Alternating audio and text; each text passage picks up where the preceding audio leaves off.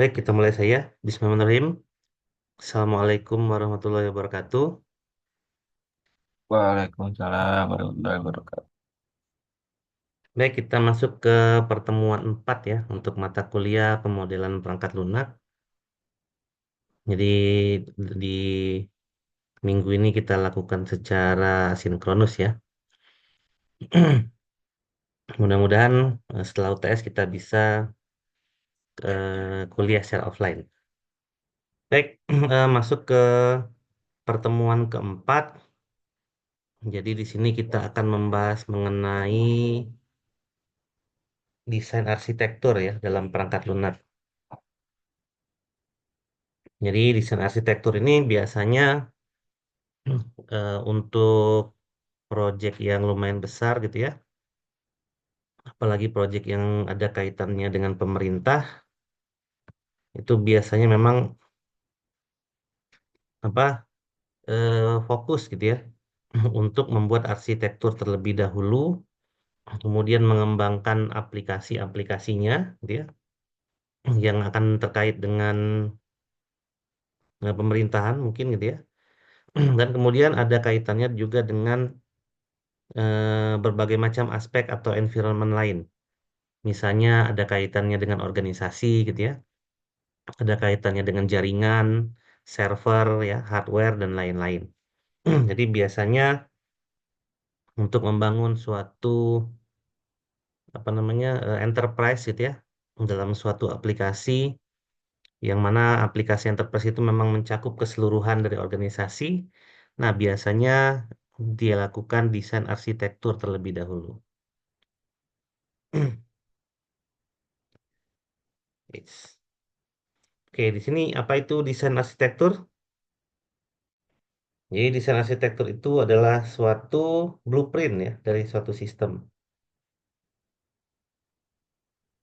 Jadi blueprint itu dia merupakan suatu rancangan utama gitu ya, di mana nanti kita akan melihat secara garis besar dari suatu sistem. Jadi karena dia berbicara tentang sistem di sini, maka dia kebanyakan tidak berbicara tentang software saja gitu ya.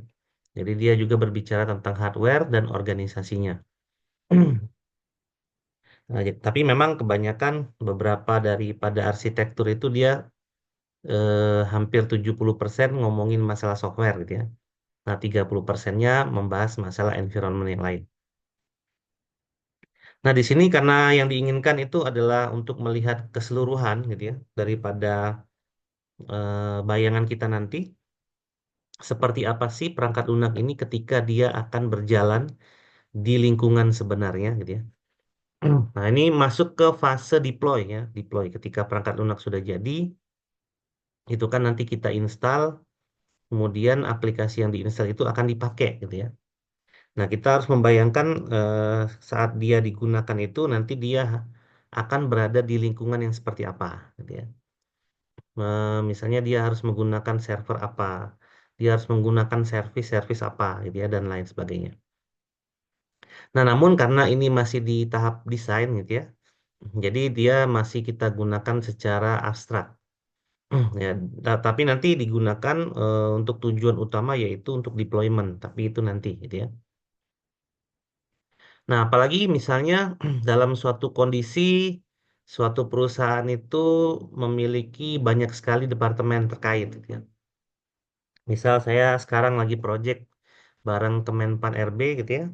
Jadi di Kemenpan RB itu banyak sekali aplikasi, gitu ya, yang dibuat secara terpisah. Jadi untuk mengelola inovasi-inovasi, misalnya, lalu untuk mengelola event lomba dan lain-lain, gitu ya. Jadi dia banyak sekali aplikasi gitu ya. Di mana setiap aplikasi itu dibangun dengan komponen yang berbeda ya, dengan bahasa pemrograman yang berbeda, database yang berbeda gitu ya. Kemudian dengan server atau service yang berbeda-beda juga.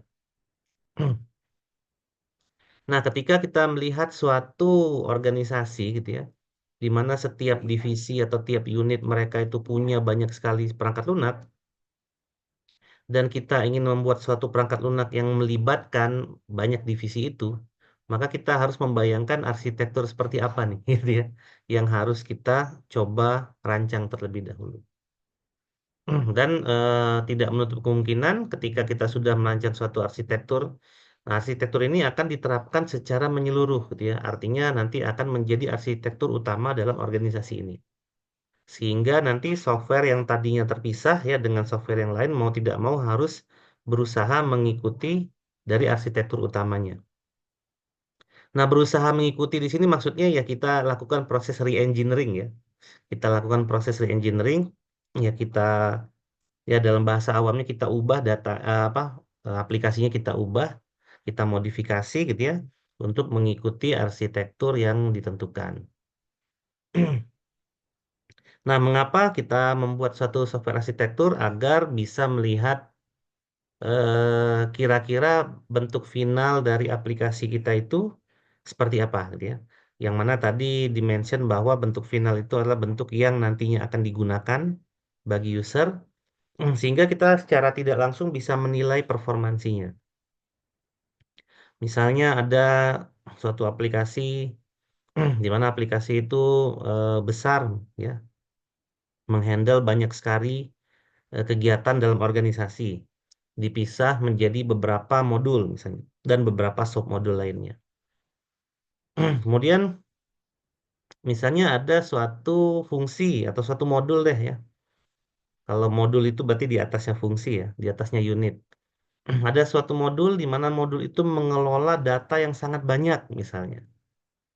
Nah, dalam real life ya, dalam kehidupan nyata itu data bisa kita akses itu luar biasa besarnya ya. Misal yang proyek saya di Kemenpan RB itu ada data inovasi itu loadnya besar. Jadi kalau teman-teman coba buka situsnya Kemenpan RB ya, coba klik link inovasi saya, nah itu loadingnya lama tuh, itu loadingnya lama. Karena dari modul itu gitu ya, di mana di dalam itu tuh ada berbagai berbagai macam fungsi gitu ya. Modul itu membutuhkan startup untuk data yang sangat banyak. Nah, sebenarnya kalau kita berbicara tentang aplikasi itu, ya aplikasi itu arsitekturnya cukup jelek gitu ya. Karena memang dia adalah dia adalah subsistem sendiri, di mana dia melibatkan data dari subsistem yang lain. Nah, jadi itu adalah software arsitektur gitu ya. Nah, dan memang biasanya kita rancang dulu gitu ya, kita rancang dulu karena nantinya juga ada persiapan ya, karena tadi kita berbicara arsitektur itu tidak hanya berbicara software ya, kita juga berbicara server misalnya. Jadi misalnya untuk performansi yang cukup baik, kita mau seperti apa nih servernya? Apakah mau on-premise gitu ya, atau mau cloud misalnya? Kalau cloud juga, apa kita mau pakai ya layanan hosting biasa, atau pakai virtual private server gitu ya, atau yang seperti apa tuh gitu ya, service yang ingin kita wujudkan dalam aplikasi ini.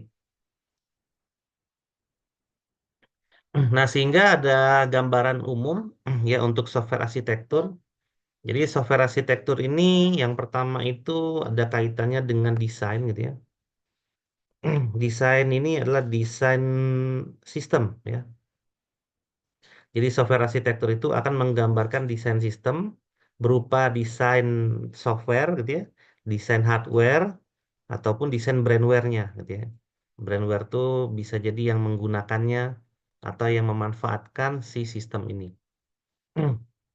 Jadi ada desain, jadi desain aplikasi itu akan dipengaruhi juga oleh software arsitekturnya, desain server atau service akan dipengaruhi oleh arsitekturnya, lalu desain dari penggunanya gitu ya. Penggunanya itu seperti apa sih? Nah, itu juga akan tergantung dari software arsitekturnya.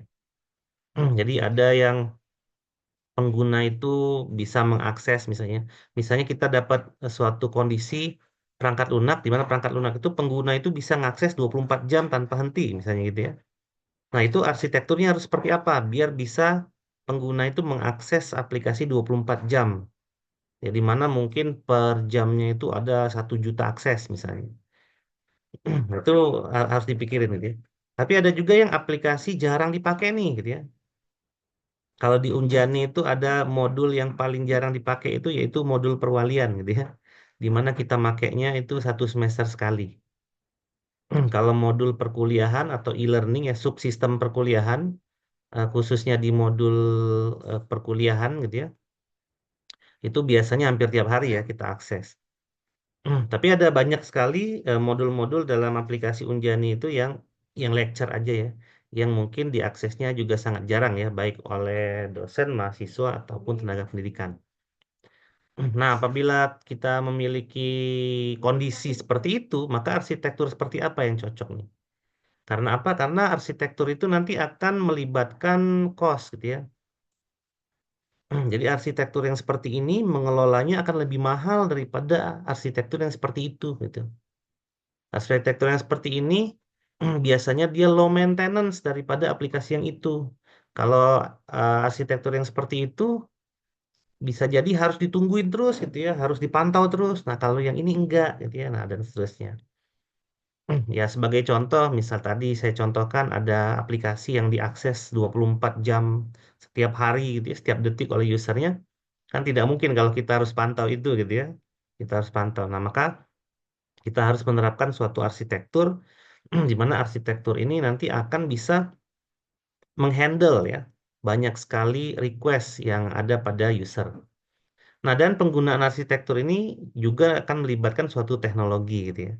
Jadi teknologi yang itu bisa untuk arsitektur yang itu gitu ya. Teknologi yang ini bisa untuk arsitektur yang ini. Jadi kalau kita salah dalam menerapkan arsitektur terhadap penggunaan teknologinya, ya berarti gagal penerapan arsitekturnya gitu ya. Nah, itu sebagai contoh kalau teman-teman tahu yang namanya REST API gitu ya, di mana kita menggunakan suatu konsep service dalam membangun suatu perangkat lunak. Nah, REST API itu digunakan untuk membuat suatu arsitektur yang namanya SOA atau Service Oriented Architecture gitu ya. Tapi kalau kita nggak pakai REST API gimana misalnya? Kita pakainya cuman PHP aja, misalnya untuk pemrograman untuk berbasis web ya. PHP aja, MySQL aja, misalnya yang gratisan. Nah, kemudian kita membuat aplikasinya secara biasa aja gitu ya, kayak kita bikin selama ini. Nah, itu disebut sebagai arsitektur monolitik gitu ya. Di mana memang monolitik ini ada kelemahan dan ada kelebihannya masing-masing. Ya, jadi itu pertama terkait desain. Lalu arsitektur yang berikutnya terkait dengan kualitas gitu ya. Jadi dalam penerapan atribut apa kualitas itu dalam suatu software arsitektur itu harus diperhatikan. Misalnya ada dari scalability-nya yang tadi saya sebutkan. Oh, scalability-nya tinggi nih, gitu ya, karena sistem kita harus diakses setiap hari, setiap detik, gitu ya, dengan user yang sangat banyak, misalnya. Terus untuk availability, ketersediaan layanan ya dalam suatu sistem atau aplikasi. Itu juga harus diperhitungkan. Jangan sampai nanti lagi trafficnya tinggi, tiba-tiba down aplikasinya. Atau sedang terjadinya transaksi yang krusial, tiba-tiba aplikasinya restart misalnya. Nah, dan lain-lain. Jadi, penggunaan software arsitektur yang tepat itu untuk mencapai suatu quality atribut yang tepat juga, gitu ya. Lalu yang berikutnya itu adalah terkait juga dengan IT environment. Tadi saya sudah sampaikan bahwa arsitektur tidak hanya ngomongin sistem, ngomongin software ya, tapi dia ngomongin sistem secara keseluruhan. Berarti dia ada environment-nya di situ. Nah, ada dari hardware gitu ya, ada dari pengguna, ada dari kebijakan mungkin gitu ya. Ada dalam suatu instansi pemerintah, suatu aplikasi gitu ya, dibikin berbasis web, tapi untuk mengakses aplikasi itu hanya boleh di jaringan lokal saja misalnya. Itu juga terkait dengan aturan ya yang terjadi dalam suatu organisasi. Kemudian terkait dengan human dynamics itu terhadap manusianya. Nah, karena memang secara tujuan utama ya dari membangun suatu software atau sistem perangkat lunak ya secara keseluruhan itu adalah untuk memenuhi kebutuhan ya dari penggunanya. Dan kebutuhan pengguna itu ya beda-beda gitu ya. Untuk user seperti customer kebutuhannya beda gitu ya. Customer bisa mengakses kapanpun misalnya aplikasinya. Terus untuk user yang lain misalnya customer service berarti harus ada antrian gitu ya. di mana setiap ada pengaduan itu nanti akan masuk ke antriannya customer service. Tapi mungkin kalau aplikasinya terlalu publik, itu terlalu banyak antriannya gitu ya. Makanya harus misalnya dibarengi dengan beberapa AI gitu ya, robot AI untuk menjawab problem-problem umum misalnya yang ditanyakan. Kemudian untuk bagian belakang gitu ya, untuk bagian office misalnya. Nah, apa yang dikerjakan office dengan apa yang dikerjakan oleh user ya, itu kan berbeda ya. User menuntut suatu sistem bisa bekerja secara terus-menerus, sedangkan untuk office mungkin enggak gitu ya. Hanya membuka aplikasi itu sesekali saja, lalu mungkin digunakan datanya untuk dianalisa gitu ya. Sehingga hanya butuh mengakses sekali, misalnya dia tarik data selesai gitu ya, dan lain-lain. Ya, jadi ada human dynamics di situ ya, terhadap kebutuhan dari usernya masing-masing. Nah, nanti pimpinan perusahaan kayak gimana gitu ya. Terus nanti stakeholder yang lain saat mengakses aplikasi itu kondisinya gimana, ya itu pasti berbeda-beda ya. Nah, yang terakhir itu adalah bisnis strategi. Jadi sebenarnya kita itu mau bikin aplikasi untuk apa gitu ya. Apakah aplikasi untuk internal saja, seperti kalau di Unjani itu aplikasi lecture dan student itu kan hanya untuk internal Unjani gitu ya. Apakah aplikasi seperti PMB, di mana kalau PMB itu penggunanya luas ya, tidak hanya penggunanya di Indonesia saja mungkin, atau nggak cuma di Cimahi aja ya, tapi di berbagai macam provinsi dan kota, sehingga memang diperlukan akses yang bagus gitu ya, availability yang bagus, scalability yang oke juga gitu ya. Ya jangan sampai nanti waktu mau daftar tiba-tiba websitenya down. Atau lagi mau pembayaran, pas mau konfirmasi pembayaran, tiba-tiba konfirmasi pembayaran gagal gitu ya. Dan ketika kegagalan itu terjadi itu kan repot sebenarnya. Ya harus beginilah, harus begitulah, harus koordinasi lagi lah dengan pihak Unjani gitu ya. Harus mengirimkan manual lah. Nanti staf di PMB harus ngecek itu satu-satu lah di rekening koran dan seterusnya akhirnya repot. Yang kita bayangkan itu bukan kondisi ini terjadi sekali ya, tapi kondisi ini terjadinya 1.000 kali misalnya. Yaitu nanti akan menyita banyak sekali waktu, sementara teman-teman kita di PMB itu ada pekerjaan yang lain gitu ya, selain hanya mengecek apa tadi bukti pembayaran yang gagal diverifikasi di aplikasi misalnya. Jadi memang software arsitektur itu berdampak sangat besar gitu ya. Jadi karena kesalahan apa membangun suatu arsitektur, maka nanti dari 5 komponen dari yang mendukung software arsitektur ini ya bisa jadi gagal gitu ya. Nah, kalau di kita mungkin untuk S1 gitu ya, mungkin belum berasa ya manfaat dari arsitektur ya. Tapi bagi perusahaan yang udah besar itu berasa banget ya manfaat bagi arsitektur. Karena biasanya kalau kita kuliah itu bikin aplikasi, aplikasinya belum tentu dipakai juga ya. Jadi kita nggak kebayang aplikasi ini gimana gitu ya. Apalagi nanti tentang quality attribute salah satunya adalah maintainability.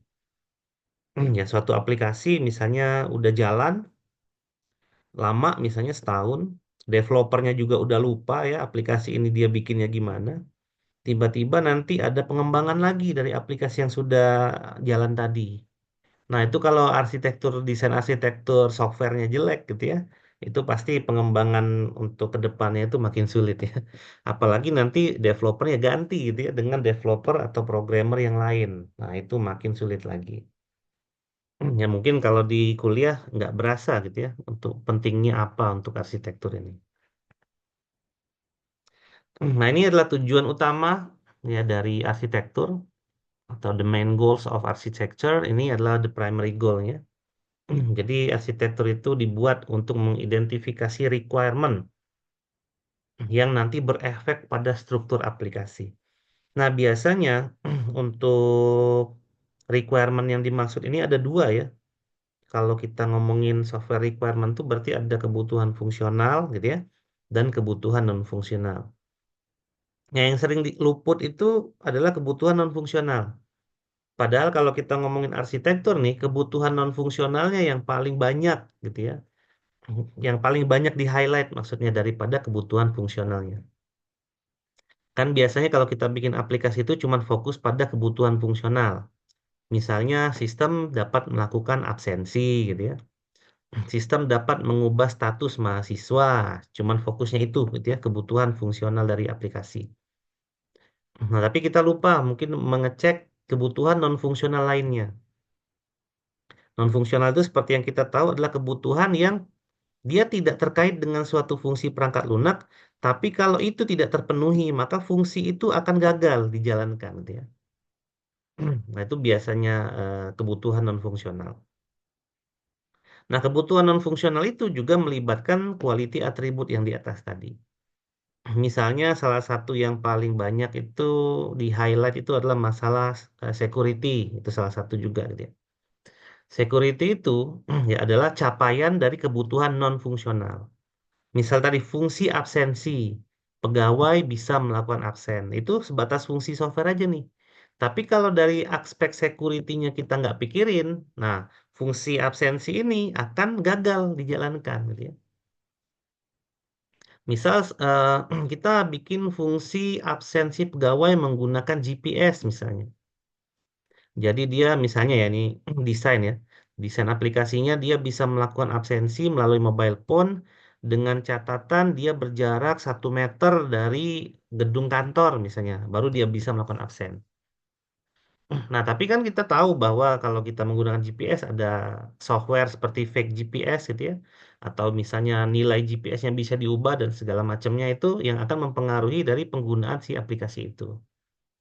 Nah, kalau kita tidak mempertimbangkan aspek security, ya maka nanti orang yang di luar jangkauan gedung kantor juga bisa absen gitu ya.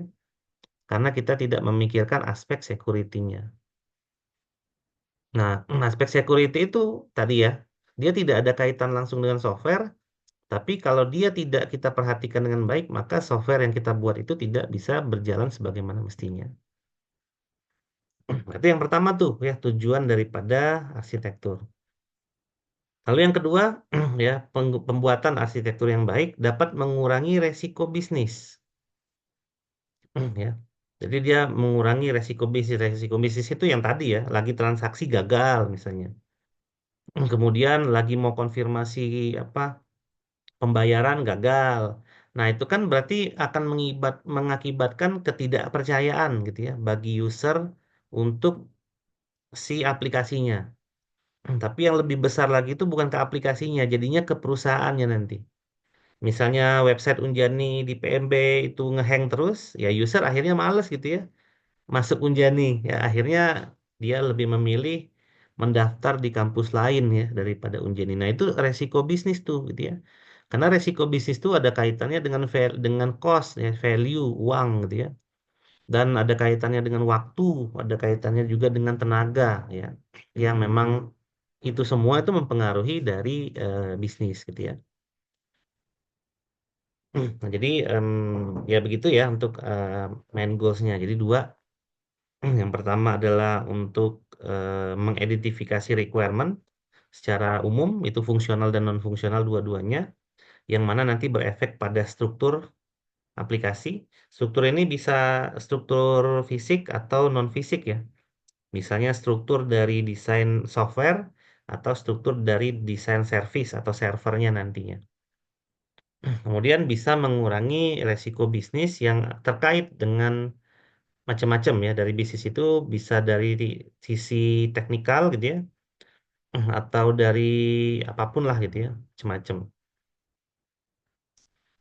Nah, ini kita ngambil eh, kenapa arsitektur itu penting ini dari bukunya Pressman ya. Makanya waktu di pertemuan awal kita masih menggunakan Pressman ya sebagai referensi. Nah, yang pertama itu mengapa sih arsitektur itu penting? Karena memang software arsitektur itu memprovide semua komunikasi yang terjadi bagi keseluruhan stakeholder. Ya. Tadi saya udah contohin juga ya, user butuhnya sistem yang diakses 24 jam sehari. Kalau Office enggak gitu ya. Kalau customer service dia butuh AI misalnya, berarti kan ada arsitektur untuk AI-nya. Kemudian kalau direktur seperti ini ya, kalau misalnya stakeholder yang lain itu macam-macam gitu ya. Jadi kebutuhan apa stakeholder ya, stakeholder itu istilah untuk sebutan siapa siapa siapa saja yang akan menggunakan aplikasi gitu ya. Jadi tidak hanya user. Jadi siapa aja tuh ya semuanya gitu ya. Nah, kemudian arsitektur dapat meng-highlight early design. Jadi desain awal itu kayak gimana sih gitu ya. Jadi dengan kita mendesain arsitektur, kita bisa ngelihat desain awalnya seperti apa nih gitu ya. Apakah desain seperti ini cocok nih untuk aplikasi yang mau kita bangun. Nanti teknologi yang dipakai apa, lalu cost-nya berapa. Begitu aplikasi ini diinstal, kita butuh operasional cost berapa sih gitu ya per bulannya. Karena operational cost ini akan masuk ke dalam anggaran belanja bagi organisasi. Nah, itu penting ya. Jadi bikin aplikasi itu jangan sekedar hanya jalan fungsi aja gitu ya. Tapi kita harus juga pikirkan ketika aplikasi ini dipakai gitu ya. Nah, itu operasionalnya gimana? Nah, contoh misalnya kita mau bikin game aja. Ya, game itu kan software ya. Misalnya multiplayer game ya kayak Mobile Legend, kayak Overwatch ya dan lain-lain. Nah, kita harus seperti apa nih bikin arsitekturnya gitu ya. Kalau ternyata user yang main mencapai peak gimana? Peaknya berapa sih? Misalnya peaknya sekitar 1 juta user ya dalam satu kondisi. Tapi misalnya melebihi peak gimana nih? Arsitektur kita masih kuat nggak nih gitu ya? Tapi kalau usernya sepi gimana gitu ya? Terus matchmakingnya perlu diperhatikan juga ya. Kalau arsitekturnya jelek ya matchmakingnya bisa lama. Butuh nggak region misalnya? Atau kita milih region dulu Asia, misalnya Eropa dan lain-lain gitu ya. Atau kita satuin aja. Perlu nggak multi platform? Jadi game itu bisa dimainkan di konsol yang mana aja gitu ya. Nah, kalau multi platform berarti kan berbagai macam platform itu kan adalah teknis ya, non fungsional berarti. Secara fungsi game itu sama, misalnya Overwatch di Xbox dia bisa nembak. Di PS dia juga dia bisa nembak, tapi kan hardware Xbox dengan PS itu kan beda gitu ya. Dia beda spesifikasi, dia beda kepemilikan juga ya. Jadi kalau Sony menggunakan PSN ya, PlayStation Network, kalau Xbox dia menggunakan Xbox Game Pass misalnya dan lain-lain. Nah, itu gimana tuh cara untuk berkomunikasinya gitu ya. Kalau misalnya tadi kita mau bikin game multiplayer yang bisa cross platform ya. Jadi kita bisa ketemu user PS, user Xbox, user PC dan seterusnya. Nah, itu versi yang lebih gedenya gitu ya. Jadi kalau ada dari teman-teman yang misalnya dalam suatu kondisi nanti bisa bekerja di perusahaan-perusahaan yang seperti itu gitu ya. Nah, nanti kalian harus mempelajari arsitekturnya dulu pertama kali sebelum kita mulai coding gitu ya. Kita pelajari dulu arsitekturnya, baru nanti kita akan bangun sistemnya. Nah, lalu arsitektur juga berperan penting untuk seberapa baik sih komponen-komponen itu bekerja secara bersama-sama.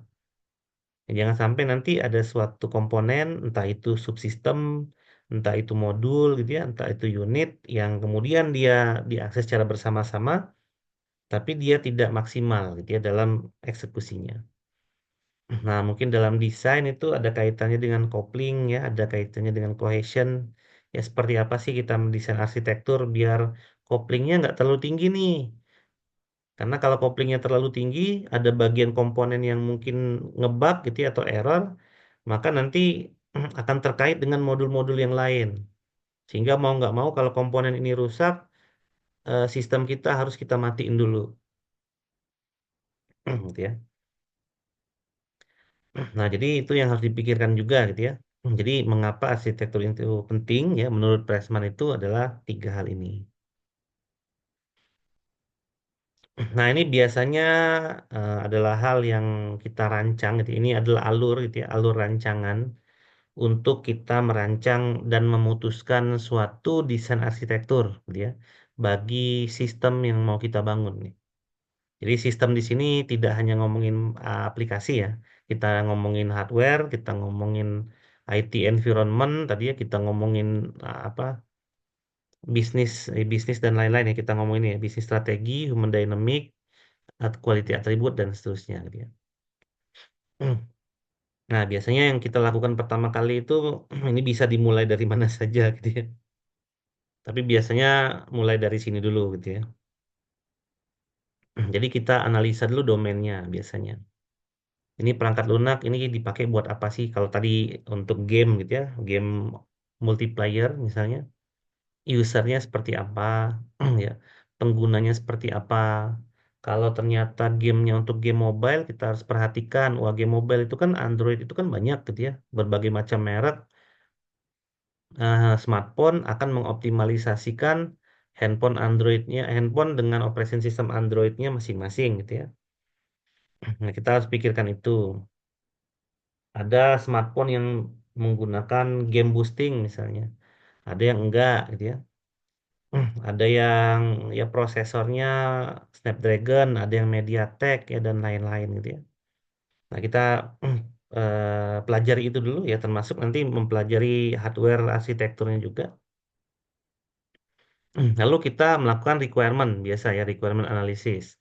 Dari kebutuhan fungsional seperti ini, kebutuhan non fungsional seperti ini, lalu kita lakukan analisis dan kita juga sekaligus menganalisa resikonya.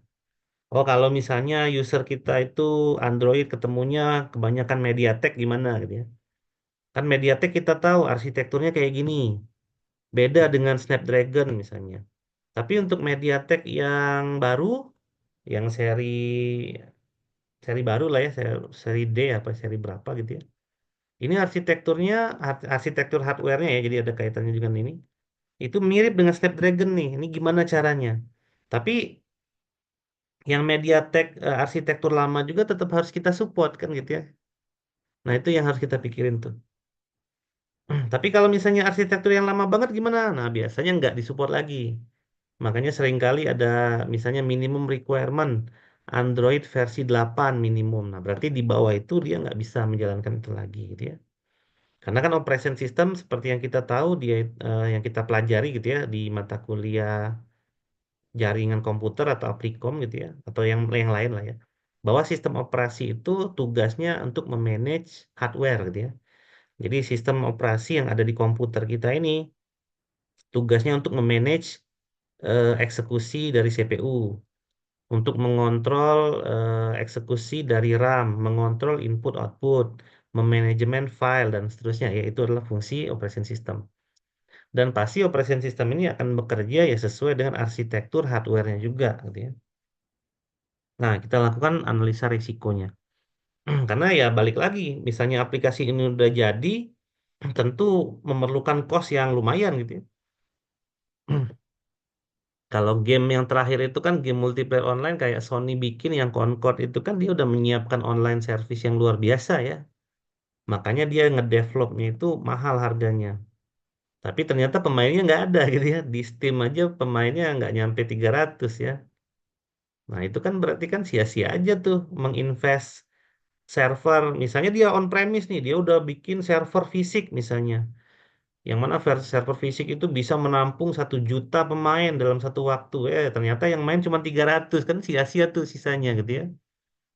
Atau game Bandai Namco yang terakhir tuh Awakening ya. Pokoknya kalau ada campur tangan dari LGBT-nya nggak laku aja deh. Nah kayak gitu tuh dipikirin tuh ya risk analisisnya. Nah baru nanti kita akan kaitkan itu ya dengan kualitas. Jadi requirement yang nanti akan mendukung kualitas, jadi secara fungsional dan non fungsional. Misalnya nanti akan melakukan arrangement ya terhadap kualitas tertentu. Nah, baru kita desain arsitekturnya. Dan nanti kita bisa balikin lagi ke sini. Misalnya arsitektur kayak gini dengan domain kayak gini gimana gitu ya kita bisa modifikasi lagi. Lalu tadi dari sisi hardware juga sama gitu ya. Nah, dari hardware yang misalnya kita pikirin tadi ada MediaTek, ada Snapdragon ya. Terus ada Helios mungkin ya yang dari Samsung, ada Unisoc misalnya gitu ya dan lain-lain, Uni SoC ya dan lain-lain. Nah, kita bisa modifikasi lagi arsitekturnya seperti apa gitu ya. Lalu ini bolak-balik. Nah, dari situ kan kita punya softwarenya gitu ya. Nah, kita juga sesuaikan dengan detail desain dari software kita. Kalau desain kalau desain umumnya seperti ini, resikonya seperti ini gitu ya. Nah, kalau ini kita detailkan lagi desainnya nanti seperti apa arsitektur yang kita pakai. Kalau coding saya seperti ini gitu ya, nanti arsitektur apa yang kita pakai. Nanti kalau arsitekturnya kayak gini, itu bisa codingnya kayak gimana gitu. Jadi ini bolak-balik gitu ya. Terus integrationnya gimana, lalu testingnya gimana. Nah, ini bisa bolak-balik semua. Makanya ini bisa dimulai dari mana saja tadi gitu ya. Sehingga jadilah suatu desain arsitektur yang memang kita pilih gitu ya. Untuk mengakomodasi semua ini. Tentu kita tidak bisa menyenangkan banyak aspek ya. Contoh tadi misalnya kita mau ngelihat dari hardware arsitektur. Kalau kita mau mensupport teknologi MediaTek yang lama, maka resikonya tinggi gitu ya. Nah, maka kita bisa putuskan kita nggak support MediaTek deh gitu ya. Kita support Snapdragon doang gitu ya. Nah, itu pasti ada resiko lagi gitu ya. User MediaTek marah-marah tuh. Kemungkinan besar nanti user MediaTek ngasih rating aplikasi kita kecil gitu ya. Padahal handphone yang kentang gitu kan. Nah, macam-macam tuh gitu ya. Nanti dari sisi development juga sama gitu ya. Dari detail desain yang kayak gini, mungkin desainnya harus dimodifikasi dikit nih biar bisa jalan gitu ya. Dari coding yang seperti ini, mungkin codingnya harus di refactoring dulu nih, biar bisa mengikuti desain arsitektur yang diinginkan, gitu ya, yang saya sebutkan di awal tadi ya. Jadi kalau di awal tadi saya sebutkan di aplikasi pemerintah, ada banyak sekali aplikasi nih, gitu ya. Kemudian kita akan menerapkan satu desain arsitektur, maka mau tidak mau aplikasi yang terpisah ini dia harus mengikuti, gitu ya, dari arsitektur yang kita pilih, gitu ya. Mau nggak mau dia di re-engineering, diubah lagi ya aplikasinya gitu ya. Terus di refactoring juga, dipecah lagi fungsi-fungsinya, bukan fungsinya ya, kodenya dipecah lagi, fungsinya masih sama. Kemudian di redesign sehingga ada kode yang ya refactoring sih belum masuk ya mungkin ya mata kuliahnya ya. Jadi lakukan refactoring lah intinya gitu ya. Walaupun fungsinya sama dan kemudian itu akan memenuhi salah satu aspek yaitu maintainability misalnya gitu ya. Nah, jadi seperti itulah ya desain plan daripada penentuan software arsitektur. Nah, dan ini berbagai macam kondisi tadi ya. Ada yang kondisi di awal itu organisasi itu nggak punya softwarenya, jadi memang beneran nggak ada aplikasinya. Mereka mengandalkan manual gitu ya misalnya. Tapi ada juga yang kondisinya tuh sudah ada aplikasinya, ya tapi memang diimplementasikan dengan arsitektur yang tidak tepat. Maka kita harus redesign semuanya gitu ya. Jadi kondisinya itu macam-macam. Ada juga yang aplikasinya udah ada, dia juga berpartner dengan suatu perusahaan yang punya aplikasi juga, tapi dua-duanya arsitekturnya jelek gitu ya.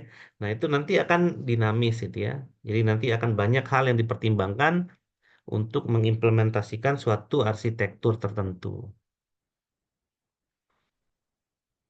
Nah, ini yang terkait dengan software arsitektur ya, ini tentang kualitasnya. Misalnya yang dicapai itu adalah desain quality. Nah, terus quality atributnya apa aja? Yang pertama adalah conceptual integrity. Nah, ini lihat deskripsinya ya.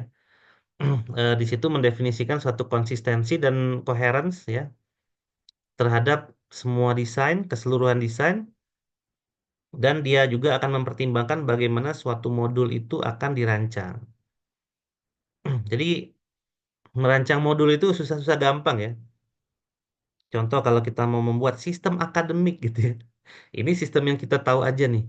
Kira-kira di dalam sistem akademik itu modulnya apa aja sih? Oh, pertama modul untuk perwalian gitu ya. Yang kedua modul untuk pembayaran. Yang ketiga modul untuk apa gitu ya? Modul untuk plotting misalnya. Keempat modul untuk penjadwalan. Terus kelima modul untuk apa? Nah, itu kan kita mendesain modul tuh sebenarnya gitu ya. Tapi sebenarnya definisi modul ini juga abstrak gitu ya. Misalnya dalam suatu perwalian ada penjadwalan juga. Nah, itu masuknya ke modul perwalian atau dipecah tuh. Modul perwalian dan penjadwalan gitu ya. Atau ada satu modul yang sebenarnya dia tuh hanya menjalankan satu fungsi aja. Apakah layak itu disebut sebagai modul kan gitu ya? Atau jangan-jangan ya dia unit gitu ya. Dia harus tergabung dengan unit yang lain yang bekerja secara bersamaan untuk tujuan yang sama maka dia bisa disebut modul misalnya gitu ya. Nah, karena dia memang masuknya ke conceptual integrity, Maka memang mendesain modul ini agak lumayan tricky ya. Di samping kita membutuhkan teori apa itu modul, apa itu unit, di sini juga pengalaman dalam desain suatu aplikasi juga akan berpengaruh, gitu ya. Ini sering terjadi juga nih dalam mahasiswa kerja praktek atau tugas akhir ya. Begitu ngomongin modul, ternyata yang diomongin ini bukan modul nih, gitu ya. Ini mah fungsi gitu ya. Nah, gitu-gitulah ya menurut istilahnya. Terus yang dicapai tadi ya, ada yang saya mention maintainability. Ini sistem ya suatu ability atau kemampuan ya dari sistem untuk bisa gampang dimodifikasi gitu ya. Kemudian ada reusability, ini menggambarkan bahwa suatu komponen itu bisa digunakan di tempat yang lain gitu ya. Atau kemampuan reusability-nya tinggi itu maksudnya ada suatu komponen yang komponen ini kalau kita pakai lagi itu akan bisa langsung kita pakai tanpa harus mengubah banyak hal. Nah, itu adalah reusability. Ya, misal saya pun bikin aplikasi nih di pemerintahan. Aplikasi keuangan misalnya. Oh, ternyata aplikasi keuangan di sini dengan di kementerian yang ini mirip nih, tapi ada beberapa hal yang berbeda gitu ya. Nah, itu kalau saya gunakan langsung modul modul untuk pembayaran misalnya ke masing-masing situ keuangan itu, maka saya tidak perlu mengubah banyak hal ya untuk modul pembayarannya. Saya cuma menyesuaikan aja gitu ya. Nah, kalau misalnya terjadi kondisi seperti itu, maka itu kita sebut sebagai tingkat reusability-nya tinggi, gitu ya. Jadi kita bikin satu modul, kita terapkan di tempat yang berbeda, hanya kita butuhkan sedikit modifikasi, maka nanti modul itu bisa dijalankan dengan baik ya. Itu namanya reusability. Nah, reusability ini banyak aspek ya, karena dia terkait dengan desain kualitas, maka desain kode itu harus bagus ya. Misalnya kita menggunakan pendekatan objek oriented nih, kan pakai kelas diagram ya kalau kita ngedesainnya ya. Nah, ketika kita coding sesuai dengan kelas diagram apa enggak gitu ya. Nah, kalau enggak itu susah juga. Dan sering juga ditemukan bahwa di desainnya dia berorientasi objek, ternyata di codingannya kok enggak gitu ya. Ada kelas karyawan misalnya di sini, ada atribut. Ternyata di kodenya mana kelas karyawannya enggak ada gitu ya. Mana atributnya enggak terdefinisikan dengan jelas juga gitu ya. Nah, kalau terjadi hal yang demikian ini udahlah gitu ya. Ini udah pasti tiga-tiga ini nggak tercapai, nggak cuma satu, gitu ya. Kemudian ada runtime quality. Ini kualitas yang ingin dicapai saat aplikasi itu dipakai gitu ya. Dipakai ya, bukan di develop, bukan ada di local host, bukan gitu ya. Memang udah di environmentnya, ada di lingkungan dia gitu ya, ada di install dan seterusnya, dipakai lah gitu ya. Seperti kita ngomongin Zoom nih. Zoom ini kan sudah sampai ke tahap runtime ya. Artinya kita make sekarang itu bukan di local host, bukan di testing gitu ya, bukan di debugging, tapi memang dipakai oleh user langsung gitu ya. Nah, apa sih yang misalnya Zoom ya? Misalnya Zoom ini apa sih yang mereka harapkan ketika aplikasi Zoom ini dipakai? Nah, mereka mengejar beberapa kualitas, salah satunya adalah interoperability. Kemampuan sistem untuk bisa bertukar informasi antara suatu platform dengan platform yang lain. Ada yang mungkin ngebuka pakai handphone, ada yang pakai laptop dan lain-lain. Nah, yang diharapkan oleh Zoom ini ya, aplikasi Zoom, ketika aplikasinya dipakai itu, semua orang yang akan join ke room ini bisa diakses dengan platform apapun. Dia mau dia pakai Windows, mau pakai Apple, mau pakai Mac, mau pakai iPhone, Android, ya dan lain-lain itu bisa. Di mana memang aplikasi yang mereka bangun itu yang mendukung itu, gitu ya. Ada di Play Store, ada di App Store, ada di Microsoft Store yang pakai Windows, gitu ya, dan lain-lain. Nah, jadi itu adalah harapan ya. Kalau runtime quality itu harapan begitu aplikasi ini sudah jalan dipakai itu mereka akan mengejar kualitas apa. Kemudian ada manageability, ini mendefinisikan seberapa mudah ya sistem administrator dalam memanage aplikasi ini. Kalau kasusnya Zoom itu mungkin sistem administrator itu ya orang dari Zoom-nya gitu ya. Dia memanage misalnya, oh Zoom ini dipakai untuk kegiatan terorisme misalnya gitu ya. Nah, seberapa mudah sih dia mendeteksi bahwa yang kita lakukan sekarang ini adalah kegiatan terorisme nih, dia lagi koordinasi misalnya gitu ya. Nah, itu adalah manageability. Gitu ya. Makanya beberapa aplikasi kan kayak Zoom ngakses di handphone. Android kan punya sistem security-nya sendiri ya. Setiap sensor yang ingin diakses itu kan harus minta persetujuan hak akses dulu kan bagi pengguna ya. Misal Zoom pakai kamera di Android, dia kan minta akses dulu kan pertama kali. Apakah penggunanya mengizinkan Zoom mengakses kamera kan gitu ya? Ya kalau enggak gitu ya. Nah itu kan disesuaikan gitu ya. Tapi pasti kalau udah aplikasi online seperti ini pasti ada data yang nanti akan masuk gitu ya ke server utamanya mereka ya untuk apa manageability.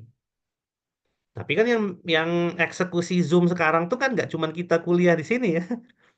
Unjani aja banyak tuh yang eksekusi Zoom, belum negara lain gitu ya. Yang sekarang saat ini secara bersama-sama pakai Zoom itu banyak banget. Gimana sih mereka menghandle itu kan gitu ya? Agar aplikasi itu mudah untuk di-manage. Nah, dia harus menggunakan arsitektur tertentu gitu ya. Bagaimana nanti data dikirimkan, kan mereka kan perlu juga memikirkan itu.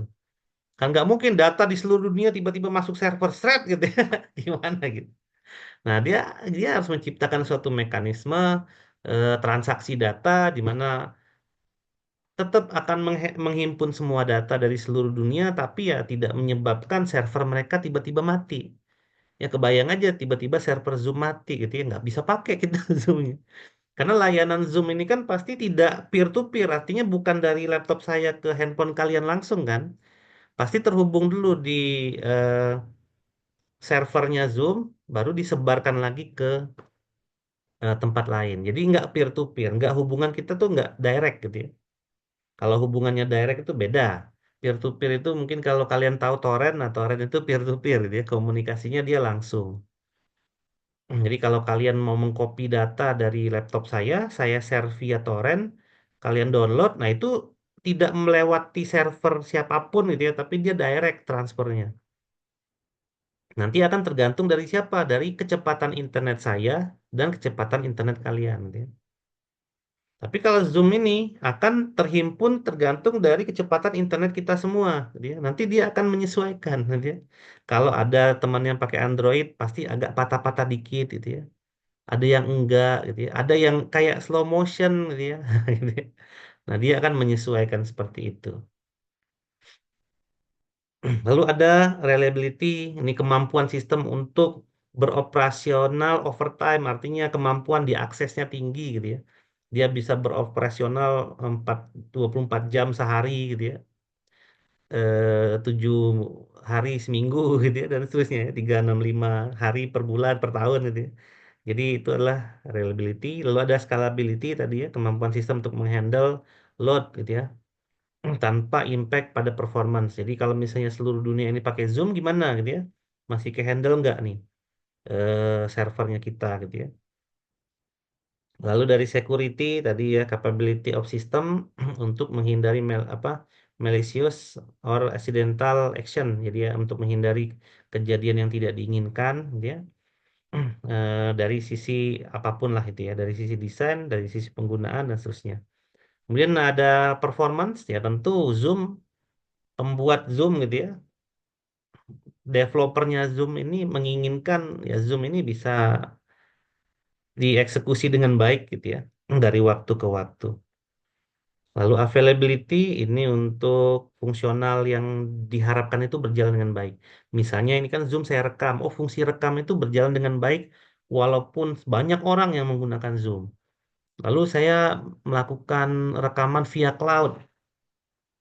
Nah, setiap orang nanti melakukan rekaman via cloud itu juga akan bisa dieksekusi dengan baik. Ya, itu adalah availability. Kemampuan dari perangkat lunak untuk berjalan sebagaimana fungsinya. Jadi dia tidak terdapat error misalnya. Misalnya saya mau lakukan share screen ternyata error gitu ya. Itu berarti kan maintainability, availability yang tidak diharapkan ya bagi penciptanya Zoom atau developernya. Yaitu dari runtime quality, kemudian ini ada sistem quality. Ini yang pertama itu adalah supportability. Tentu saja aplikasi ini diharapkan dapat memprovide informasi yang sangat membantu gitu ya dan dapat mengidentifikasi dalam menyelesaikan isu yang terkait dengan kegagalan dari perangkat ini bekerja. Ya, supportability pasti ada ya di berbagai macam jenis aplikasi. Misalnya kayak game juga ada. Misalnya kan kita suka centang, apakah Anda bersedia untuk rekaman data permainannya disimpan atau data sistemnya kami pantau untuk agar kalian bisa mensupport kami dalam mencari isu terkait misalnya itu ya, itu juga suka ada kan. Terus testability ini kemampuan untuk seberapa mudah sistem itu dites gitu ya atau diuji. Kemudian dari sisi user pasti usability ya. User itu pasti usability. Karena user itu ingin bahwa aplikasi itu ya sesuai dengan yang dia inginkan. Apapun fungsinya itu harus berjalan dengan baik gitu ya. Lalu dari sisi arsitektur itu adalah dari correctness. Ini satisfying all requirement. Jadi dari sisi arsitektur itu yang dibutuhkan adalah correctness-nya bahwa arsitektur yang kita pilih ini satisfying ya untuk mencapai semua fungsi. Kalau non runtime ini berarti aplikasi saat dia tidak digunakan ya, yang ingin diinginkan adalah portability. Jadi bisa dieksekusi di dalam environment yang berbeda gitu ya. Bisa diinstal minimal. Lalu integrity, ada modifiability gitu ya. Yang bisa teman-teman cek ya apa definisinya. Dan ada business quality attribute ini yang tidak mungkin hilang gitu ya. Nah, yang pertama pasti cost ya, cost and schedule ya. Yang pasti memang penggunaan aplikasi itu ya akan ada cost-nya. Ya, misal penggunaan Zoom aja, Zoom ini kan ada cost-nya gitu ya. Ada yang pro, ada yang free basic yang cuma bisa 40 menit gitu ya. Bagaimana misalnya gini ya, Pak, yang pengguna basic bisa menggunakan Zoom seharian gitu ya, nggak 40 menit. Nah, itu kan. Itu kan berarti akan ada cost-nya gitu ya.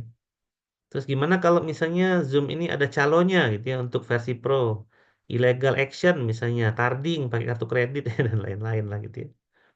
Kemudian ada marketability. Nah, kebanyakan Zoom pakai yang basic nih. Gimana caranya nih biar kita menawarkan paket pro gitu ya. Nah, gitu ya. Pasti ada marketability. Kalian nonton YouTube aja kan suka disarankan untuk YouTube Premium lah, untuk apalah gitu ya. Nonton view misalnya film Korea kan pasti ada yang terbatas tuh. Episode 1, 2, 3-nya bisa ditonton. Pas mau tamat harus bayar dulu. Gitu ya. Nah, itu marketability. Nah, kenapa mereka menentukan episode 1, 2, 3 enggak 4, 5, 6 misalnya? Nah, itu karena memang mereka mengakumulasi data ya sehingga mereka memutuskan bahwa kebanyakan user kami ini begitu menonton sampai episode 3 mereka pasti tertarik untuk beli view nih, untuk beli layanan, untuk nonton sampai beres. Tapi kalau baru nonton episode 1 doang ini belum tentu nih mau mau nonton lagi misalnya gitu ya. Nah, jadi ada marketability-nya juga. Nah, jadi ini hal-hal yang dari sisi kualitas ya yang kita harus perhatikan dalam suatu arsitektur ya. Mengapa arsitektur itu harus diciptakan ya, harus kita pedulilah terhadap arsitektur. Ya walaupun sebagian besar kualitas atribut di sini sebenarnya ini mencakup secara umum ya. Kayak interoperability, manageability, reliability ini semua ini umum ya, kualitas yang memang umum dicapai kalau kita mau bikin suatu perangkat lunak. Nanti ini lebih detail dipelajari di mata kuliah jaminan kualitas perangkat lunak kalau nggak salah ya di semester ke-7 ya. Oke, nah ini adalah beberapa arsitektur style ya dari Pressman. Style yang pertama itu dia sebut data center arsitektur. Nah, gitu ya. Data center arsitektur ini berarti kita akan mendesain suatu perangkat lunak ya, suatu sistem perangkat lunak di mana ada satu data saja di sini. Jadi kalau saya di Indonesia nih gitu ya, mau bikin aplikasi untuk Kementerian A, B, C, D, E. Oh, data tuh cuma satu dari PDN doang gitu ya, Pusat Data Nasional. Satu doang nih data. Jadi kalau mau bikin KTP, datanya di PDN. Kalau mau bikin paspor, datanya di PDN. Mau bikin SIM, datanya di PDN. Jadi semua ngumpul nih di PDN misalnya. Nah, jadi satu datanya. Kelebihannya apa? Integrasinya bagus kalau satu data. Ya, kita mau bikin KTP, nggak perlu lagi, kita mau bikin SIM, nggak perlu lagi nanya KTP-nya mana gitu ya. Karena data kita sudah ada di PDN, data KTP-nya. Ya, tapi kekurangannya adalah kalau datanya habis gitu ya, aplikasi kliennya ya selesai semua gitu ya. Nah, jadi kalau kita menggunakan data center arsitektur, kualitas-kualitas yang kayak gini itu kita harus pikirkan strategi teknisnya kayak gimana gitu ya. Berarti datanya harus aman banget dong dari sisi security gitu ya. Datanya harus gede dong, servernya harus terupdate dong. Lalu operasionalnya juga harus mumpuni. Akses ke data fisik PDN itu nggak sembarangan orang bisa masuk kan gitu ya. Harus terverifikasi secara biometrik lah, punya kartu inilah, tahu password lah ya. Mau mau masuk ruangan aja 3 kali, 4 kali login ya. Pakai mata, pakai iris ya, pakai apa, pakai jempol, pakai password ini macam-macam. Baru masuk tuh di tempat pusat data itu. Terus dilindungi dengan anti bom gitu ya, macam-macam ini. Karena kalau ini udah wassalam ya udahlah, sebagian di sini ya, sebagian sebuah sebagian lagi ya semuanya ya selesai gitu ya. Nah, ini adalah data center arsitektur. Ini diperkenalkan aja ya secara detail, kalian bisa baca di buku Pressman ya. Karena arsitekturnya lumayan banyak. Lalu ada data flow arsitektur ya, ini secara style ya. Nah, data flow itu dia fokus kepada data ya dan aliran-aliran datanya. Jadi ada yang disebut sebagai pipes ya, ini aliran data, pipa gitu ya. Dan ada filter di sini. Nah, jadi nanti filter itu akan menyaring data aja, data mana aja yang bisa dialirkan, lalu siapa yang akan menerima data ini. Nah, itu nanti akan sesuai dengan proporsinya masing-masing. Jadi kalau data flow arsitektur ini komunikasi ya antara suatu host dengan host yang lain gitu ya, itu menggunakan suatu filter. Jadi alirkan datanya, dipecah berdasarkan aliran itu, nanti tergantung dari yang dibutuhkan itu apa. Nah, data flow arsitektur ini biasanya game multiplayer online kayak Mobile Legend ya, dia pakai ini gitu ya. Karena yang terpenting itu adalah aliran datanya, benar. Terus ada taksonomi yang berikutnya adalah main program dan subprogram arsitektur. Ini sering kita pakai kok gitu ya. Nah, salah satu implementasi daripada ini tuh kalian menggunakan CI ya, code igniter. Atau pakai Laravel ya. Itu adalah framework yang kita bisa pakai. Desain yang digunakan itu adalah model view dan controller gitu ya. Nah, itu kita biasanya pakai ini gitu ya. Jadi ada program, ada controller, dan ada application subprogram yang dimana dia akan mengontrol dari main program ini. Di sistem akademik misalnya. Terus ada modul-modulnya kan, ada model-modelnya, maksudnya ada macam-macam modelnya. Kemudian model itu akan dieksekusi dari controller. Jadi kontrol itu akan mengatur mana model yang diakses, karena tapi model yang diakses itu terkait dengan data ya kalau MVC.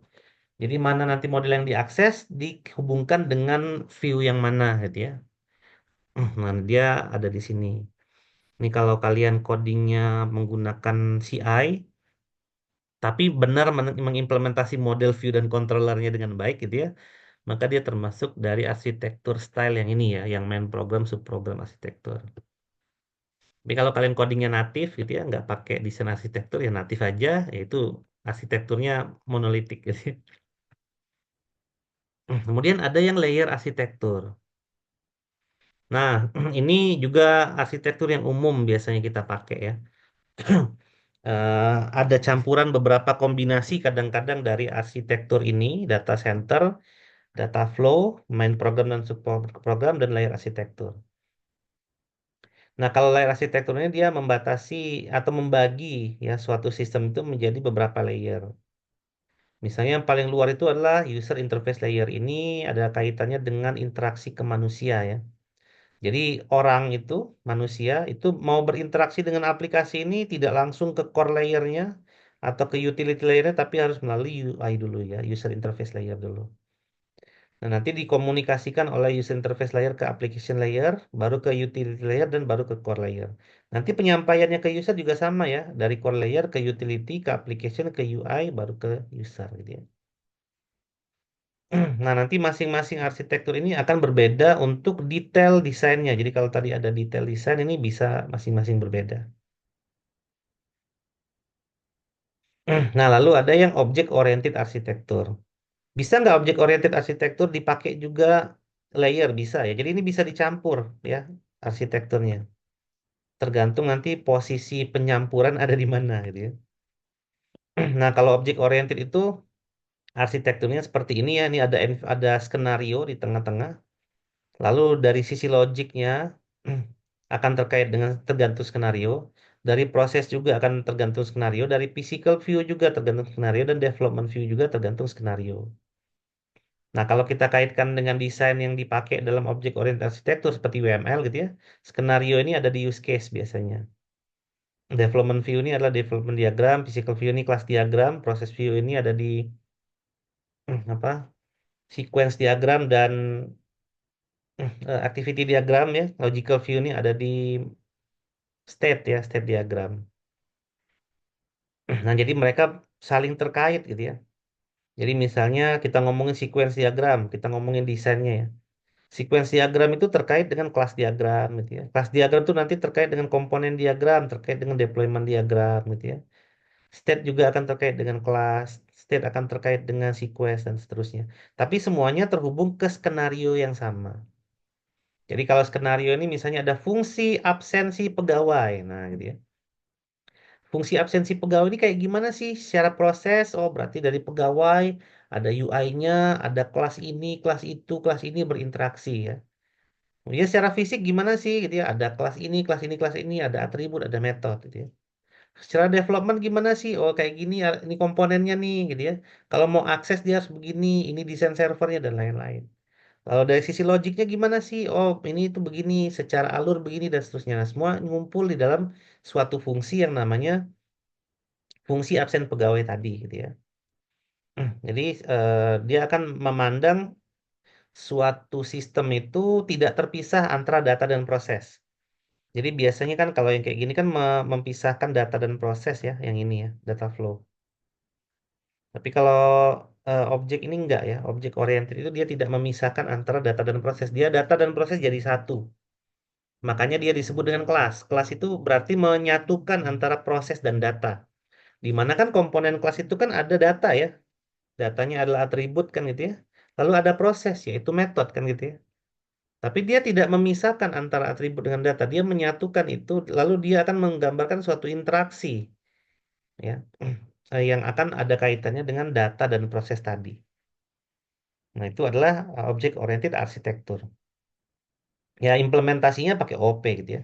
Nanti implementasi OOP bisa juga menggunakan MVC gitu ya dan seterusnya. Jadi ini bisa kita terapkan, kita campur gitu ya penerapannya yang mana nanti desain yang utuhnya itu akan menjadi satu keseluruhan utama gitu ya. Nah, lalu style yang lain ada banyak ya, ada monolitik, microservice, ada komponen based arsitektur, ada tadi service oriented arsitektur ya, ini menggunakan API tadi. Berarti dia akan membagi, dia masuknya ke layer nanti. Lalu ada space based arsitektur, ada event driven arsitektur dan lain-lain. Kalau event driven arsitektur ini biasanya banyak dipakai untuk membuat aplikasi IoT ya, Internet of Things. Karena pengeksekusian si sistemnya berdasarkan event, misalnya dari sensor, sensor gerak misalnya. Nanti sensor gerak itu begitu ketemu suatu gerakan dan sensornya menangkap gerakan itu nanti akan dikirimkan hasilnya ke dalam server misalnya.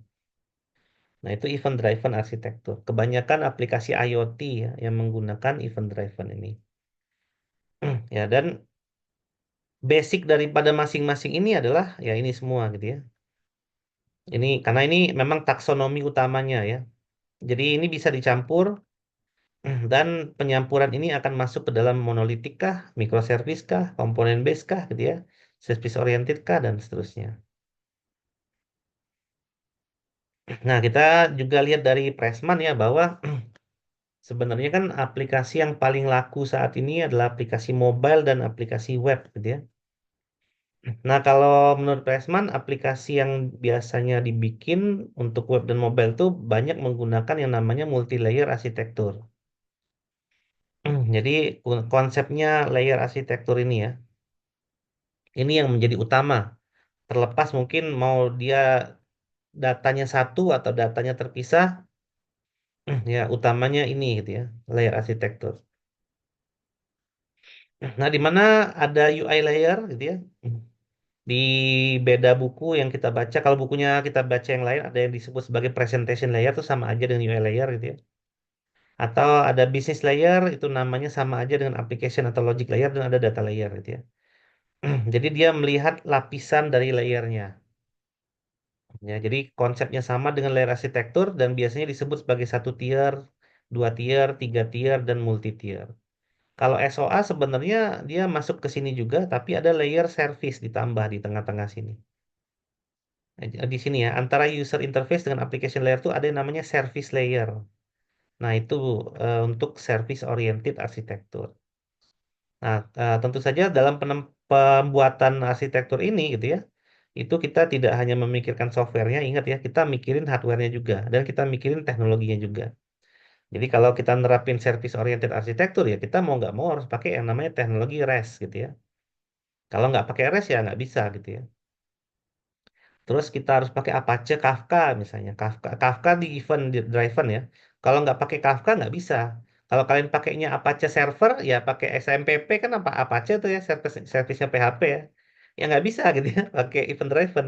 Harus pakai yang Kafka ya. Apache itu kan merek ya sebenarnya. Apache itu merek. Kalau PHP itu kan bisa berjalan di Apache server gitu ya. Bisa berjalan di Nginx atau Nginx gitu ya. Itu kan cuma merek company aja. Jangan lupa ya, jadi jangan cuma bisa nyalain SMPP tapi nggak tahu isinya. Nah, ini gambaran daripada layer arsitektur. Jadi seperti yang tadi di mention ya, ada yang namanya presentation tier. Jadi yang di atas itu ngomongin user interface semuanya gitu ya. Kemudian di sini ngomongin logic tier, misalnya ada fungsi atau method di sini ya. Ada add all cells together, ada get list, ada set apa gitu ya di sini. Nah, kemudian di antara itu ada query dan ada data gitu ya. Nih, ini adalah data tier nih. Nah, biasanya untuk aplikasi-aplikasi web dan aplikasi mobile itu kebanyakan dibangun dengan layar arsitektur. Kalau layar arsitektur itu bisa pakai model view controller, bisa pakai CI gitu ya. Ya kalau nggak pakai itu natif juga bisa, tapi nanti kita mendesain sendiri gitu ya dari aplikasinya. Misalnya kita bikin satu folder, folder ini adalah presentationnya doang gitu ya. Lalu folder ini adalah logiknya doang. Lalu folder yang satu ini untuk data tiernya. Jadi kalau ada kaitannya antara presentation dengan logik dan mengandung data, maka dikerjakannya di sini. Kalau cuma logiknya aja di sini gitu ya. Nah, dan seterusnya. Nah, kalau mau kalau tidak mau repot mendesain manual gitu ya dari natif ya kita pakainya model view controller gitu ya karena itu udah terakomodasi dengan baik. Karena model view controller itu di semua bahasa pemrograman ada ya, bisa semua gitu ya. Cuman teknologi dan frameworknya aja yang beda-beda. Kalau Java kita bisa pakai framework untuk Java gitu ya. Kalau di PHP tadi kita bisa pakai CI, Laravel, ya, Y ya dan lain-lain. Y itu framework ya. Kalau di Java itu Spring yang paling sering dipakai gitu ya untuk framework model view controller. Nah, untuk multilayer arsitektur ini apa saja sih definisinya? Yang pertama adalah satu tier ya. Satu tier itu artinya adalah aplikasi klien dan server dan database itu di satu tempat atau kita sebut sebagai standalone application. Untuk aplikasi mobile misalnya game gitu ya, gamenya offline misalnya. Nah, itu satu tier tuh. Jadi semua aplikasi itu UI-nya di situ, kliennya di situ, ya servernya di situ juga, database-nya di situ juga itu namanya satu tier ya atau dia disebut sebagai standalone arsitektur, standalone application. Lalu ada yang two tier itu berarti presentation-nya ada di klien semua, ya logiknya juga di klien, servernya di server gitu ya. Makanya dia disebut sebagai client server kalau dua tier. Kayak kita ngomongin aplikasi em, ya aplikasi Mobile Legend aja ya. Mobile Legend tuh konsepnya client server gitu ya. Arsitekturnya client server, tapi arsitektur utamanya dia ya campuran ini tadi ya. Nah, macam-macam ini. Dia pasti menggunakan data center juga karena datanya pasti satu gitu ya. Terus dia pakai data flow juga karena memang aliran datanya harus sinkronus ya, nggak boleh terpisah. Terus dia mungkin menerapkan main subprogram juga, dia menerapkan layer juga, dan dia mungkin juga menerapkan object oriented arsitektur juga. Gitu ya. Nah, lalu yang berikutnya ada 3 tier. Ini berarti biasanya ini aplikasi web ya. Karena klien itu hanya presentationnya aja, application-nya ada di server yang lain, lalu database-nya ada di server yang lain. Ini aplikasi web biasanya. Contohnya kita kan cuma butuh browser doang ya di klien ya. Dan browser itu hanya menyajikan informasi presentation aja. Kalau misalnya PHP, PHP misalnya di mana? Di application server ya. Kemudian kalau kita punya database MySQL, MySQL itu ada di mana? Ada di database server. Jadi ada tiga nih, ada client, ada application server, dan ada database server. Ini kita sebut sebagai aplikasi 3 tier atau web application. Kalau antara client dengan application server ada service tadi di tengah ya, nah ini kita sebut sebagai service oriented architecture. Kalau servisnya terkecil-kecil dan banyak yang menghubungkan klien dan stakeholder lainnya kita sebutnya microservice architecture. Yang ini ya, tapi nanti untuk microservice architecture dan SOA itu akan ada pembahasannya sendiri ya di materi setelah UTS. Ya. Nah, baik seperti itu ya mungkin dari kuliah hari ini. Sebelum diakhiri, apakah ada pertanyaan? Silakan, ada pertanyaan mungkin. Oh iya, jangan lupa absen di e-learning ya. Ini saya lupa absen, saya sambil absen ya.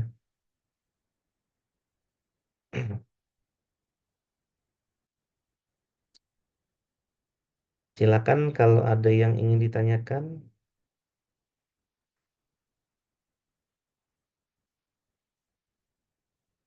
Tidak ada? Tidak ada pertanyaan? Aman?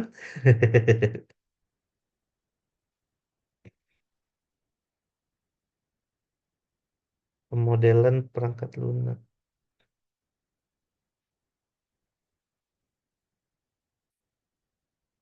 Oke, tidak ada pertanyaan?